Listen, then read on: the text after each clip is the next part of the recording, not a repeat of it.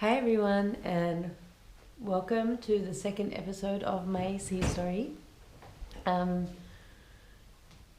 Before I begin, I just wanted to say a huge thank you to everyone for all the sweet messages that I received. I read all of them, and they've given me so much energy and comfort, and I feel really honored, and I have so much gratitude for everything and all the loving thoughts. I can't say anything more than that. Just thank you very, very much. Um, Now I know that I want to do this, tell this story as it's happening in real time, but today I want to begin by backtracking a little bit to discuss a very important part of this journey, which is how I discovered the tumor. Now, I think there's a very important lesson as to how I discovered the tumor. You see, truthfully, I actually think that I first felt the tumor in December 2015 during my Christmas holidays. And I didn't think too much of it.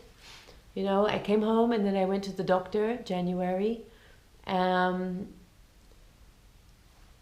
And she told me that it was probably nothing, something hormonal, and I agreed with her.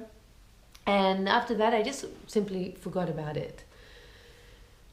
It wasn't until November 15th in the same year, 2016, when I was on a work trip and I was having a conversation with a colleague of mine, and I tend to talk a lot with my hands.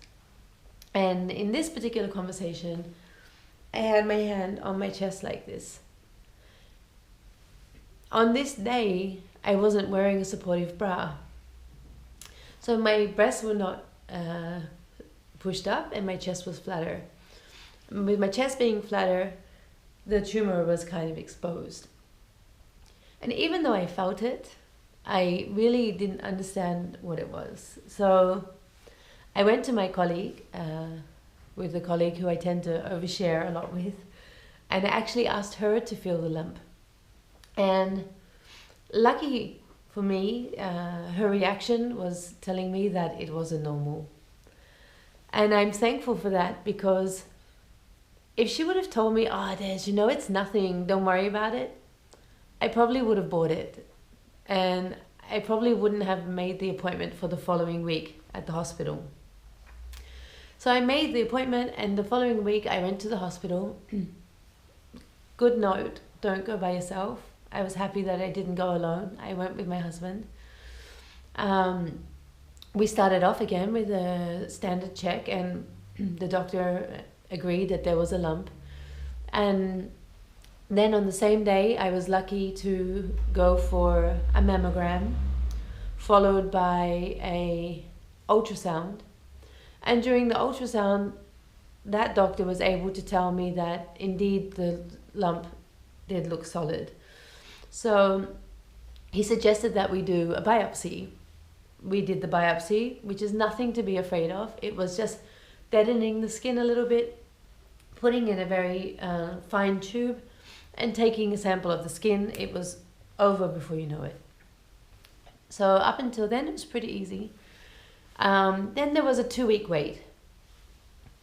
Now during that 2 weeks, I also tried not to think about it, think on the positive side, and by the end, actually, I had convinced myself that no news was good news, and if it was something really important, the doctors would have called me to tell me what it was. I procrastinated going to get the results, and I didn't end up picking up the results until December 9th. It was on December 9th that we went in, and we were first told that I had stage 2 carcinoma, breast cancer. Devastated. But I knew in this time, I know it's not the worst form of cancer, but I mean, it was pretty scary. And then information comes in at drip feed after that, right? So when they learn more information, you get more information. So things keep changing. And before I went into my surgery, the doctor had actually came to tell me that we're no longer just going to do radiotherapy, that we would do chemotherapy, and they had something called triple negative breast cancer. I had no idea what that meant. Of course, I have more of an idea now, which I will share in another episode. But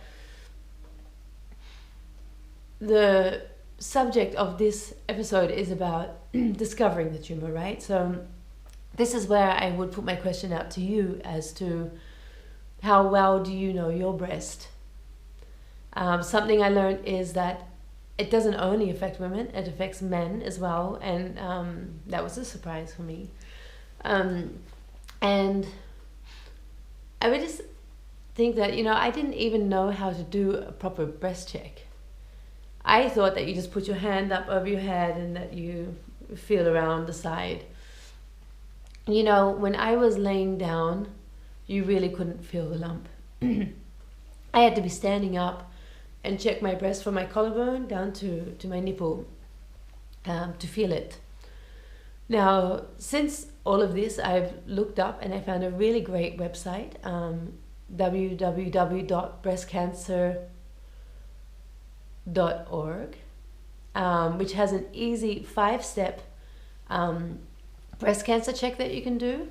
And I would really encourage you to get familiar with your breasts, because how can you understand if there's been a change if you don't know how they felt like before? And then you may say to yourself, oh, it's okay, I get my annual check. Well, they actually suggest that you try and do it monthly. And I would suggest the same, because if I think that my breast cancer in January, it felt like a lemon pip. And if I think about in November, it was, I think, 2.2 centimeters, triple negative breast cancer, with a higher possibility that it can go to your lymphatic system in just those months. So tomorrow I'm going to get all the fine details about the nature of my cancer.